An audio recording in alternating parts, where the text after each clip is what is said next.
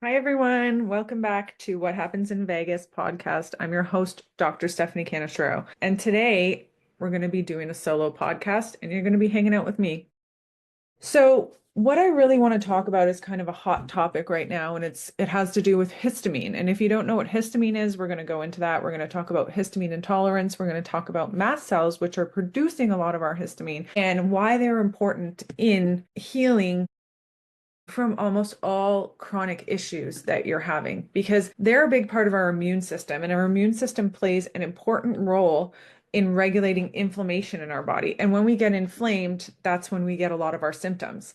We're also going to talk about what those root causes are for mast cells and why do they get overactivated. So this all ties back into this really common symptom people are getting that is this explained activation of anxiety that's not typical for them. But it's not just anxiety, there's also symptoms like tachycardia, which is a fast heart rate. There is feeling electric in their body or overstimulated where their nervous system isn't regulated. And obviously we're going to tie in the vagus nerve to that, but again, the vagus nerve is responding to these toxins in our body as well. So I'm going to talk a lot about the whole anxiety. Is it anxiety or is it toxicity? And I had done a series a few years back on Instagram where I talked about all of these different things that can be causing this sense of impending doom or this non-typical anxiety that people are suffering with. So also we're going to go into some solutions for all of these things. But I'm going to start off with a story, and it happened this weekend to one of my patients who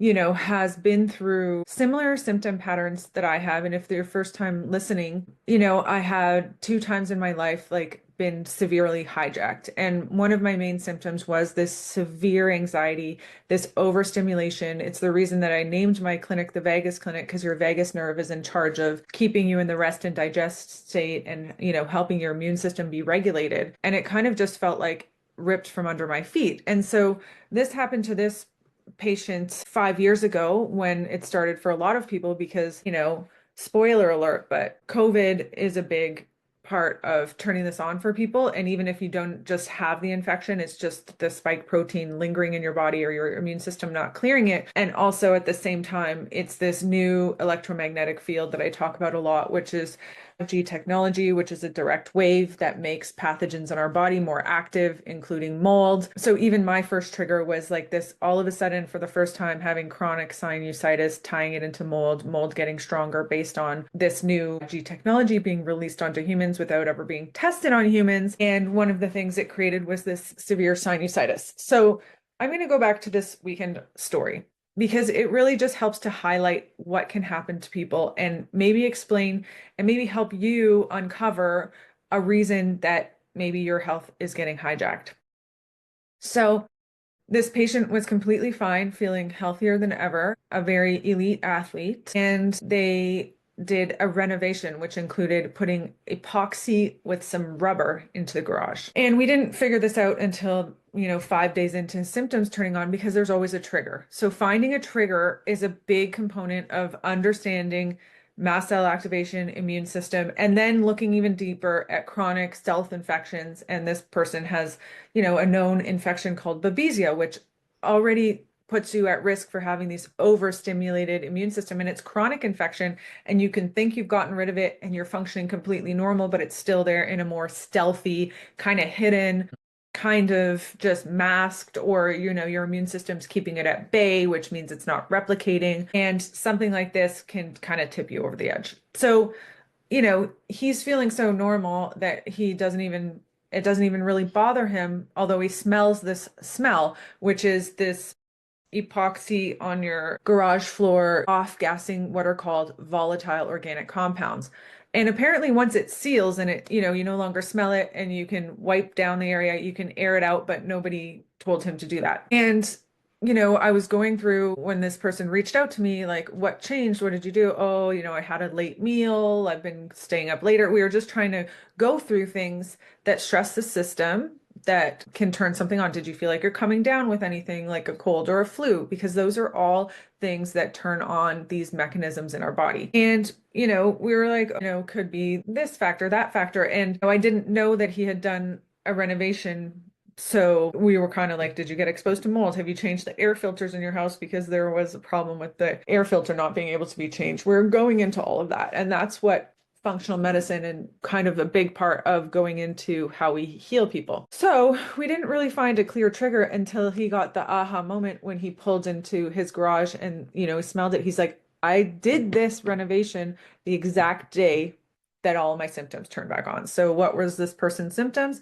It was tachycardia, so high heart rate. It was feeling electric at night, feeling not being able to go to sleep because the mind was too, the body was too overstimulated. And when we get exposed to a lot of toxins, especially when we have a past history of having any type of chronic infection or mast cell activation in the past, your body goes back into that pattern more easily where it's over responding. So now we can get into what a mast cell is. So, sorry, those were some of his symptoms. Also, a feeling of a stuck feeling in the belly. And what I've noticed is when our body gets really inflamed, our valves get really affected in our bowels. So it could be, for me, I had an esophageal valve problem, which is called your lower esophageal sphincter. So you swallow down your esophagus and then it goes into your stomach. Between your stomach and your esophagus, you have a sphincter.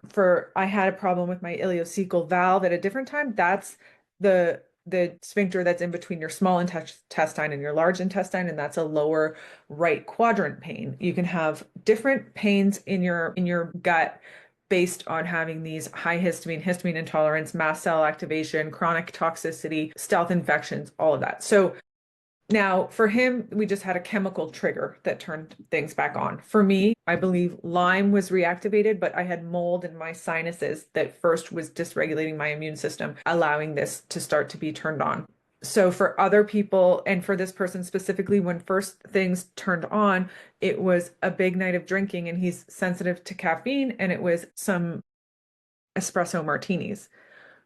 So, these things all have triggers. They'll overstimulate, and then it takes sometimes to shut this down or get your symptoms back to normal. And depending how fast you catch what the trigger was, how fast you bind up the toxins with binders, these little sponges that, I use a lot. And, I've seen some people like doing a smear campaign that don't understand binders at all. Binders are definitely, you're not going to get through this type of mast cell activation without finding a binder that works for you. So those are the binders that we use are humic and fulvics, different zeolites or extracts of zeolites, different blends of different binders that bind up different toxins in your body. And we do the total tox in your urine to see what you're spilling out and what's your biggest priority so that we know which binder or which sponge you take orally that's going to grab onto these toxins irreversibly and bring them out of your body, either through your kidney or your stool, depending on the size of the humic or the fulvic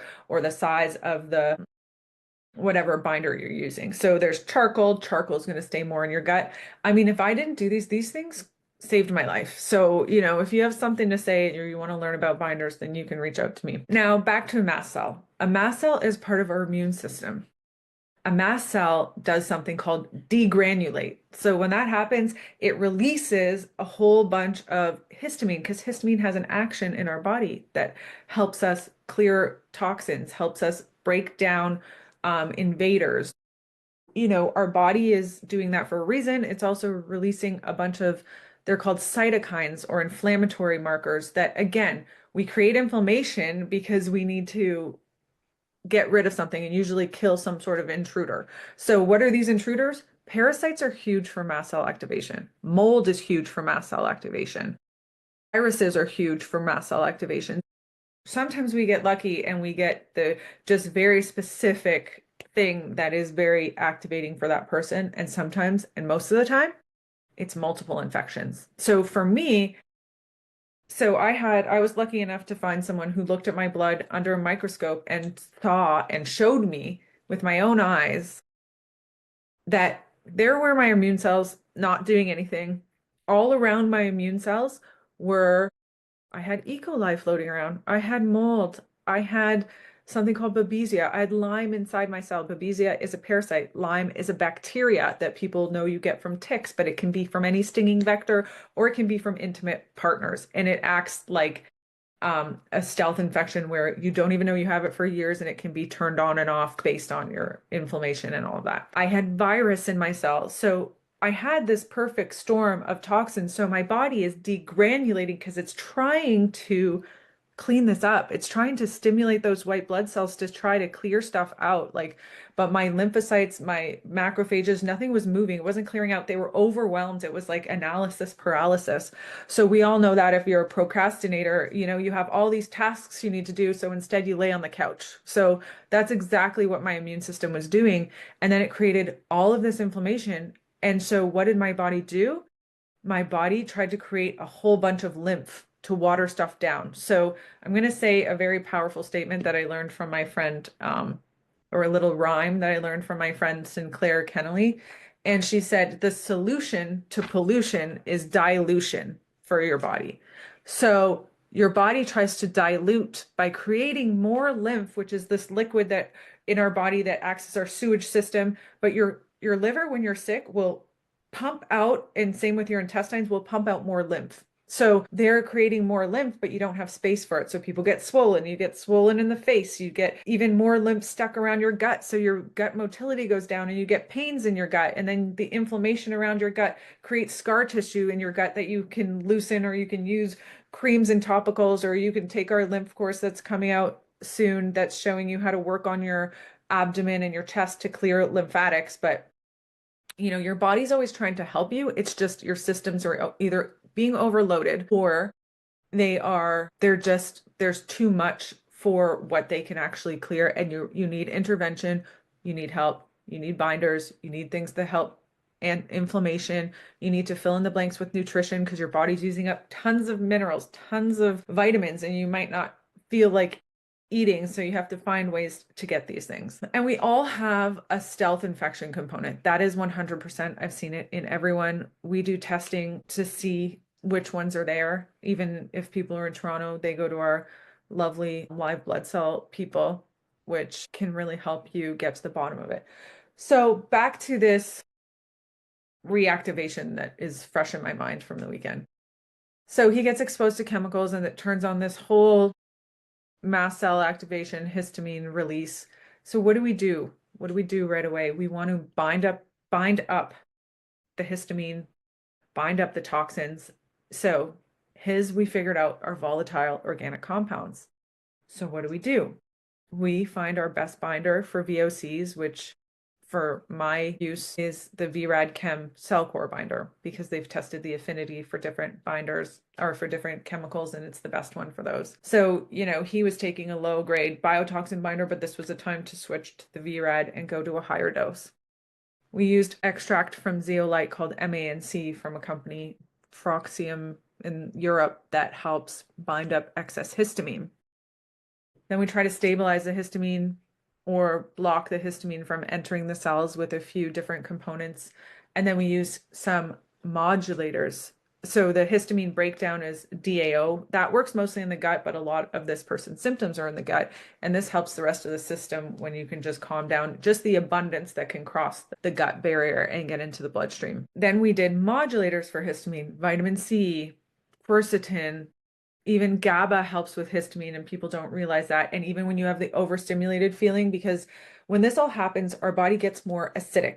So our body then tries to alkalize our acidic body by breaking down calcium from our bone. Calcium now goes up. Too much calcium in the cell. It does what? I mean, it creates calcification in other areas of your body, which can slow stuff down. But it also, if it gets into the cell, the calcium creates that tachycardia. So using things like K1 or GABA or other things that regulate that calcium, anything that builds nitric oxide, right, helps the calcium.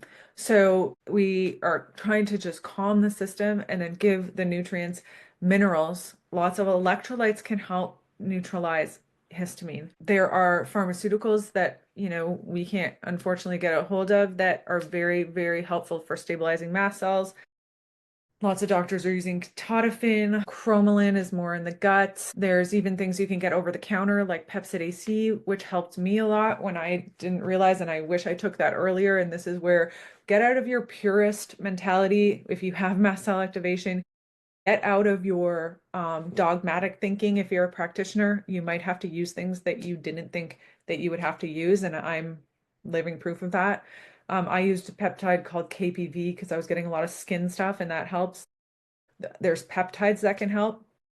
I know a lot of practitioners are using tirzepatide, like very low dose, microdosing peptides that are game changing for them after years of suffering. I was able to get out of my mast cell activation because my body responded well to killing stuff. And also, one of the biggest things for me that turned off this activation was, or killed enough that my mast cells got to calm down, or helped my immune system kill enough, was utilizing gold and silver. I had an IV, which is impossible to get. I had to fly somewhere to get it on myself.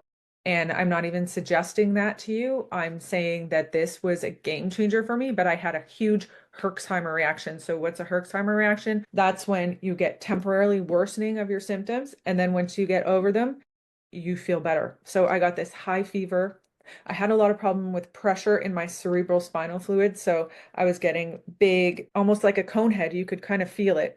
And then my pressure would change and I'd get a big dent in my head. And at that same time, there was pain here, pain in my SI joint, which is in your low back, kind of close to your butt. And what happened when I got the gold infusion is my immune system took over and it started killing what was in my cerebral spinal fluid. And I had meningitis-like symptoms, like shooting into my arms, severe pain, pressure all through my spine and my spinal cord. And it was terrifying. I utilized binders that saved me from that Herxheimer. So I was trying all the different ones, humic, fulvic, different zeolites, chlorella, fibers, nothing was working. And then modified citrus pectin, it really lowers cytokines. And that thing shut down the fever for me. Once I got over that fever, that was in April. It's now November. This is the biggest stabilization of symptoms that I've had in 5 years. I was still doing a ton better. I would say I was like 70% better on most days, but it was like a cycle. You cycle through things. So I'd have a few days where I felt great. There's other things in females that affect that, and that's your hormone cycle. You make more histamine when your estrogen rises. I have a history of like more estrogen dominance. There were certain times in my cycle that I was way better. There were certain times in different climates that I was doing way better. But I still wasn't stable where I could go and do all the things I wanted and work out and not feel pain and eat whatever I wanted and all that. So now I'm closer to that each day, but there are like just a few lingering symptoms like the rashes that aren't gone. And that tells me that my parasites aren't fully gone. So again, we're not going into that right now, but where can mast cells show up? It can be stomach pain. It can be tachycardia. It can be rashes. It can be like tightness in your chest, loss of breath, like swelling over in your chest that comes on, even from lights shining at you improperly. That can stimulate when your mast cells are already in this overreactivation state. It can be sounds that affect it, and then you feel, like you're gonna pass out or you're dizzy from these sounds, or like your eyes go wonky. There's so many systems because histamine affects every cell in our body, and there's different histamine receptors on each cell. And I think, again, a big aggravator of our symptoms in these last few years were COVID, the spike protein, which comes, at us from more than just the actual infection. And then again, these dirty electricity, all these things that we were already exposed to, but then they got worse because now, they did a study on mold. Mold is a big trigger for all of these symptoms, right? So that definitely was one of my triggers. Mold dysregulates your immune system. It creates problems with like your diuretic hormone, and then you pee too much and lose your minerals. I mean, creates so much inflammation, dysregulates your immune system, activates the mast cells, all of that. So all the while you're stabilizing mast cells, you have to work on what is the root cause for this person. So like obviously for me, it was a toxic soup. And that toxic soup I explained already, but there were parasites, there was bacteria, there was viruses, there was mold. So mold is fungus. There were other toxins, heavy metals, environmental toxins, because all these things that your body's usually better at clearing are now stuck in there. So, this is a complex process, but if you nip it in the butt early, you don't have to go through what I went through. So we're already stabilizing that person. What do we do for him? He just had all of these chemicals coming off as off-gassing. We're getting that floor washed right away to wash away that. We're getting better ventilation, opening up the garage, making sure windows are open if you can, or you can pull air out with certain vents. I suggested getting a vent on his actual garage to pull out the toxins. You know, you could even relocate for a few days if that's a possibility for you when it's something acute like that. You know, it's harder when the trigger's mold and it's in the walls and it's coming through your ventilation. You have to do like a reno, but this should stop off gassing in the next month, but still, you know, you have to do a lot to stabilize. So then we bind up some of the toxins, then we give him some antioxidants and anti-inflammatories naturally. So, like I said, vitamin C, quercetin, nettles, chlorella, GABA, there's all of these stabilizers for the mast cells and the inflammation that are natural. Then there's the binding up, the breaking down. So, the histamine DAO for breaking down in the gut. We've got the stuff to just generally kill. And I'll talk about silver, but I have to do a whole other podcast on silver. But I think I did one, so you should tune in because silver is touted as something not safe, and there's people like smearing that again on the internet from one man that turned blue from making his own silver and taking way too much of it for way too long, which you don't do that. There's a use where things are beneficial and then there's not, but silver has been just a game changer. I mean, I've seen it clear infection that someone had to keep getting debrided at the hospital over and over that had become antibiotic resistant. You can use it in a gel, you can use, anyways. So, you know, just to do like a broad, like what you got exposed to, let's try and, or whatever's getting released, let's try and get that lowered. And then, you know, eating as clean as possible, removing the trigger as best as possible. And then body work. Body work is huge. Your body's creating more lymph. Lymph is getting stuck. You need to help chaperone it out. You need to calm down so that your body is not overproducing the lymph. And then that is a big part that I think we see missed. Trying to get someone to find the proper body work is hard, but you know, that's why we are coming up with the course and we talk about all the different tools that you can use as well. So that's a little plug there for our course that we've been talking about for too long, but it is almost ready. It's been ready before. It's complicated, but it's going to be great. And then calming the nervous system. GABA not only regulates the calcium and helps for histamine, but it's also calming your nervous system. Then that's where all the vagal nerve tools. So you know, I said, is it anxiety or is it toxicity or is it your mast cells? So I always explain this like your liver, your gut make a lot of your lymph. Plus, your lymph comes from your blood pressure. Your blood gets pumped into the arteries, and then the pressure creates some of the serum leaving the blood cells and going into the tissue around it. That is now considered lymph, and the lymph has to pick that up and clear it out. And then your actual lymph endocrine glands make some lymph as well. So you have all this extra lymph now that's floating around, and all of your lymph has to train even from your deeper organs and from all of your skin and from just under your fascia. They all have to clear into your subclavian vein through what's called your lymphatic ducts. The left is your biggest clearer. It's clearing 75% of your body through that thoracic duct. And then your right side is clearing half of your face, your right arm, and half of your chest.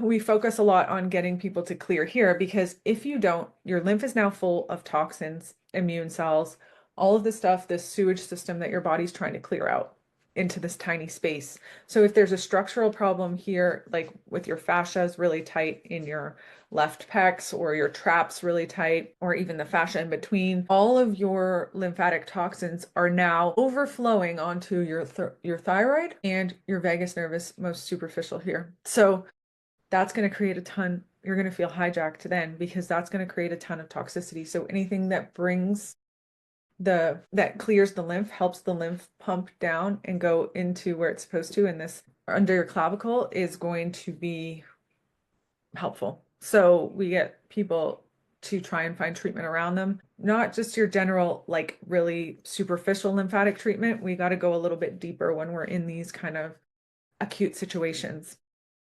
So I found that the lymphatic work helped me calm the mast cell activation by helping clearing the toxins. But some of the places I felt really stuck were in my left chest, in my bicep, deep into my pec on that left, over my trap, in my neck. So those things have been really, really helpful. The manual stuff, using red light here, using different creams, castor oil. So that's what we go into a lot in the course as well. And then binders. Binders would save me in those moments so then I could continue to work through the deeper stuff. And that's how I think I got to where I am today.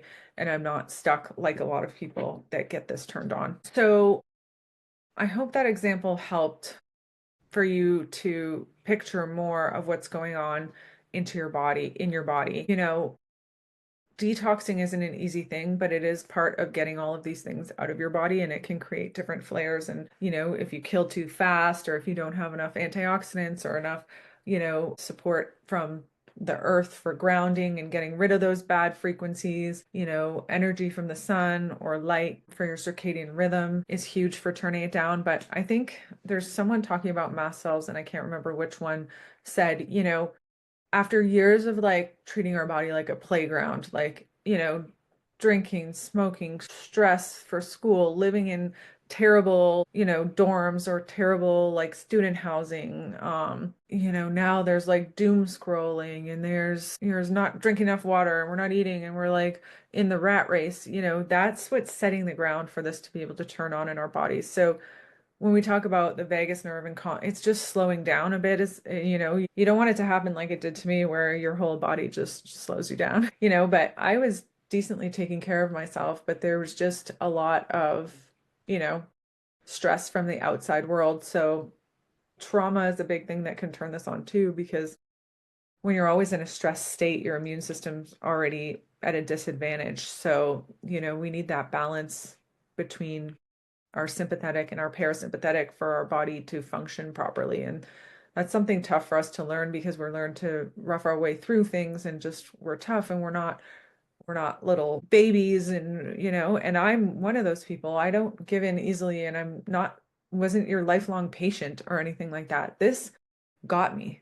It got me fast 2 times in my life, and I got over it quicker than most people. So if you're suffering with these symptoms of chronic but acutely turned on. So that means like all of a sudden you started having this severe anxiety, but you're not just having anxiety, you're having different symptoms like, oh, your belly hurts one day, you've got rashes the next day, like, your arm is swelling, your hand's falling asleep all the time, all of a sudden you've got muscle twitches, like all of this is like chronic toxicity. So, you always have to ask the question, like, is it anxiety or is it toxicity? And then you have to find out what your toxin is, what your trigger is. And then you have to work backwards to try and find someone that can help you uncover what those are and help you eradicate them from your body, because it's also not easy as it sounds. So, it's not, even if something is turned on by trauma too, like something traumatic happened, a huge loss, or, an accident, but you were fine, but it still stirred you up. Like, it doesn't matter if that was the trigger. You still now have to search for all these things that I'm telling you about: parasites, mold, viral load, immune system function, inflammation. You have to look at all those and bring down the histamine, inflammation, all of that to get better, even though your trigger was something that you can't change, that it's already happened. You can work through those things, but it's not all emotional. Emotional things just trigger to turn on these patterns that then once the pattern is turned on, you have to interrupt it. And you need intervention. It's not just going to shut down on its own in most people. Although I have seen really magical things where people have shut down crazy symptom patterns using, breath work and cold exposure, but they were an athlete to begin with. And, everyone's different of what they're going to be able to handle or what they can commit to, because lifestyle changes alone, once you're in this pattern, it's really hard for that to be the answer, although it can be. So I've seen the body do crazy things and people heal from crazy things, and I've healed from crazy things myself. So even if you are hijacked right now, start to do the investigating of what turned it on, what can you do to clean up your system. And, I still use foods. I use bitter foods. I use lemon to support the liver. I use all the herbs and stuff are different food grade products that we're using, like dandelion or different fibers can act as binders. So these are mostly the natural approach, but sometimes I'm just saying, like, you get to a point where those things aren't helping you.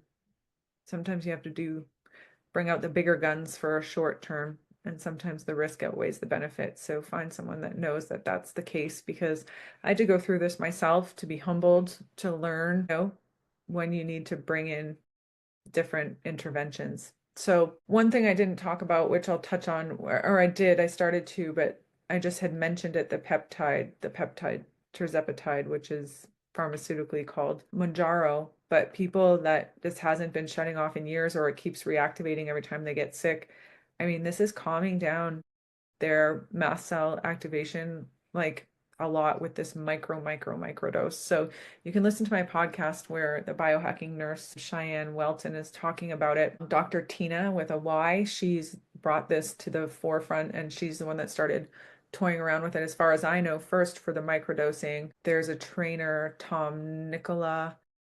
There are probably more people, but those are off the top of my head. Dr. Christine Schaffner does some presentations for doctors on it. It can be a big game changer, and I've seen it be a big game changer, and I'm still going to try it on myself just to see if I can get even better than I was before.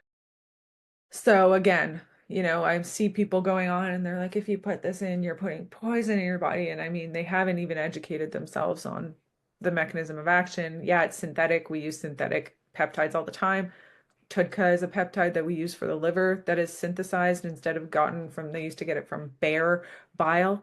Um, so, you know, like natural medicine takes us somewhere, and it can really be the only thing that you need. And I love homeopathics, and I used low dose immunotherapy, which is like a homeopathic type treatment, was like a big mover and shaker for me. But then I've also used Procaine to help move my lymph, and I've used ozone IVs, which is considered natural, but it's not conservative. Anytime you're taking blood out of your body to spin it. So, you know, I think that really and truly you can't, you've got to see what's working. And a lot of the stuff that we see, it's like, how many anecdotes do you have to see of something helping people for it to become more powerful than the gold standard study of, you take one person is on the placebo and then one person is on the intervention.